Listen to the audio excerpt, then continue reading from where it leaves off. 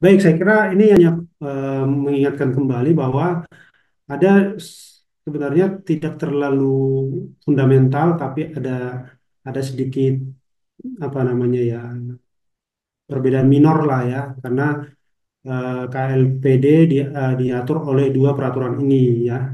Untuk KL diatur oleh Permen Bappenas nomor 10 tahun 2023, sementara kalau di Pemda itu Permendagri nomor 86 tahun 2017.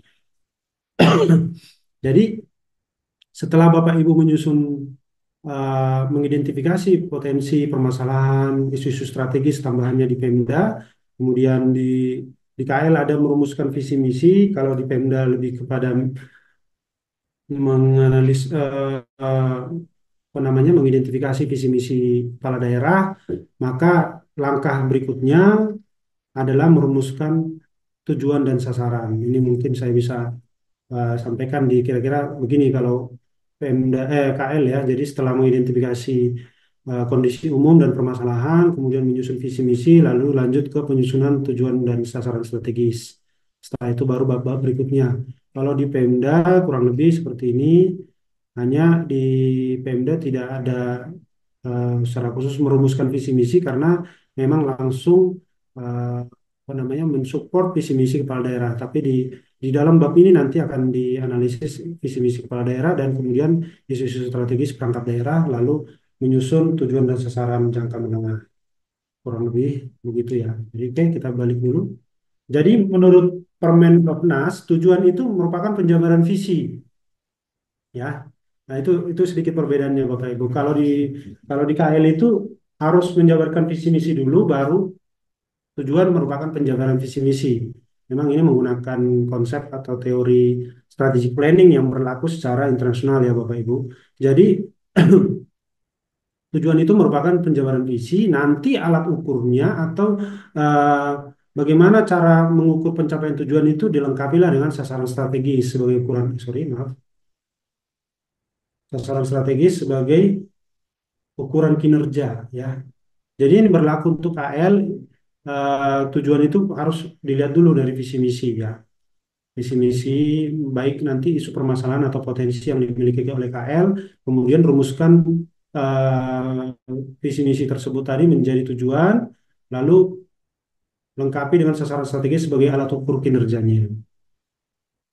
Kalau di Pemda hampir kurang lebih sama, tapi tidak merupakan langsung dari visi misi OPD karena di dalam Pemda kan tidak ada visi misi OPD dari Renstra, hanya ada visi misi kepala daerah ya.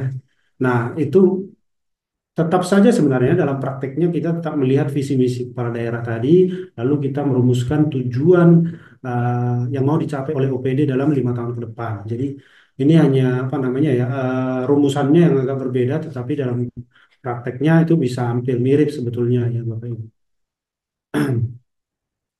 Oke, sasaran strategis menurut KL itu adalah kondisi yang akan dicapai secara nyata. Artinya, jadi kalau tujuan itu mungkin lebih abstrak, tapi kalau sasaran itu harus harus konkret, Bapak Ibu, harus bisa diukur, ya. Makanya nyata. Kalau bahasanya Bappenas itu nyata.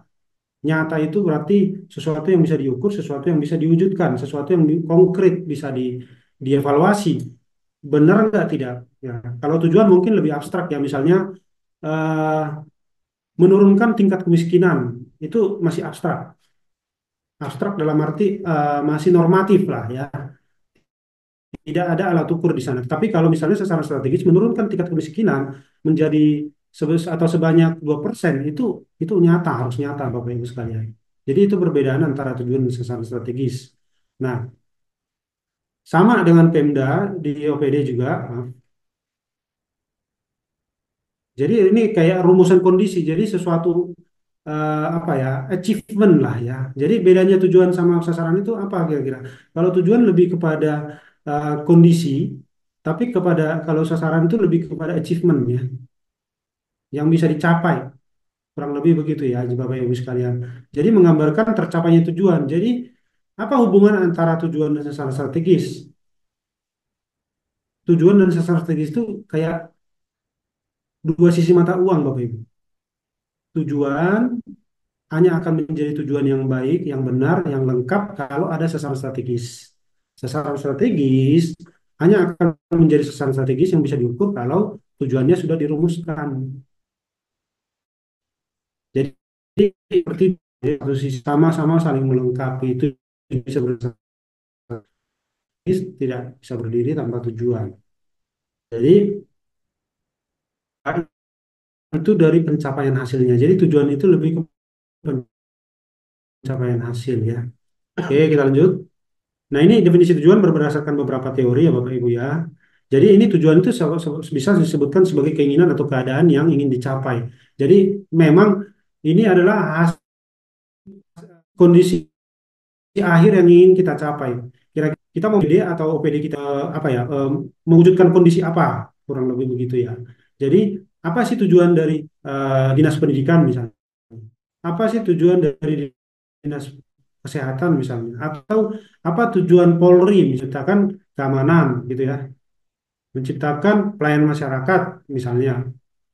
Itu kira-kira tujuan. Jadi keinginan di masa depan dari suatu organisasi atau impian dengan batas waktu dan rencana tindakan dan petunjuk pelaksanaan yang jelas. Jadi harus ada juga memang batas waktunya. Makanya di sini di Randstad tujuan itu adalah sesuatu yang diwujudkan dalam 5 tahun, Bapak Ibu. Jangka menengah kalau tadi di di Permen Bappenas dan di Permendagri itu tadi ya. Jadi ada jangka waktu 5 tahun atau ada jangka waktu menengah, kurang lebih begitu ya.